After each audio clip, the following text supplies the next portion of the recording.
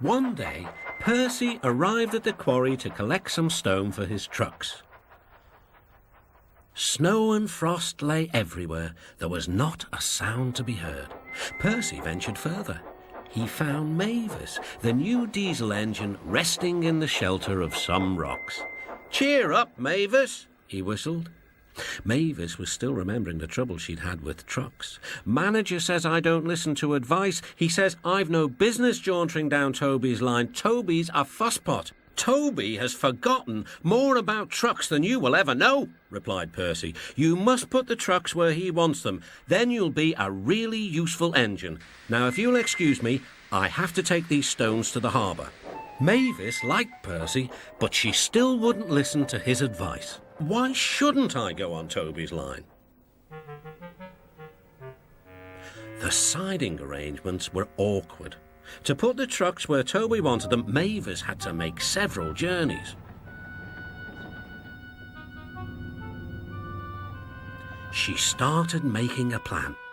"If we use the teeniest bit of Toby's line, we would save all this bother." Her driver, suspecting nothing, allowed them to go as far as the first level crossing. A few days later, the weather changed. As the snow melted, the quarry grew busy again. Some trains were so long that Mavis had to go beyond the level crossing. Now for her plan. She would go further down the line without it seeming her fault. "Can you keep a secret?" she asked the trucks. Yes, they chattered. "Will you bump me at the level crossing and tell no one I asked you?" The trucks promised. But whilst Mavis was away, Toby arrived. He decided to shunt the trucks himself. The trucks decided to bump him anyway. They reached the level crossing and Toby's brakes came on. This was the signal for the trucks. On, they yelled. Toby was away with the trucks screaming and yelling behind him. No one realised that melted snow had turned a stream into a torrent and the bridge above it was about to collapse. The rails were now like a tightrope across the thundering water.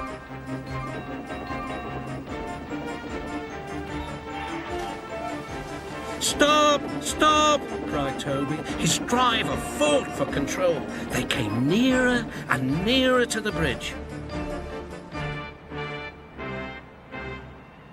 The driver braked hard.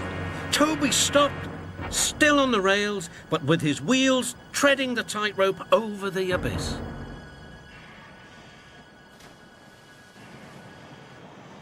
Mavis was horrified and quickly came to the rescue.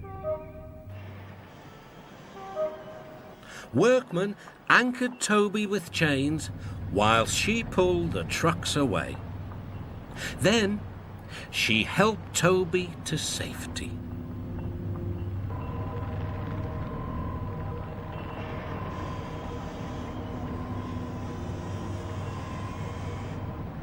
"I'm sorry about the trucks," said Mavis. "I can't think how you managed to stop them in time." "Oh, well," said Toby, "my driver told me about circus people who walk tightropes, but I just didn't fancy doing it myself." Later, the Fat Controller arrived. "A very smart piece of work," he said. "Mavis, you did well too, I hear." It was my fault about those trucks, sir," she faltered. "But if I could..." "Could what?" "Come down the line sometimes, sir. Toby says he'll show me what to do." "Certainly," replied the Fat Controller, "if your manager agrees." And so it was arranged. Now Mavis is as happy as can be, and the Fat Controller thinks she's really useful indeed.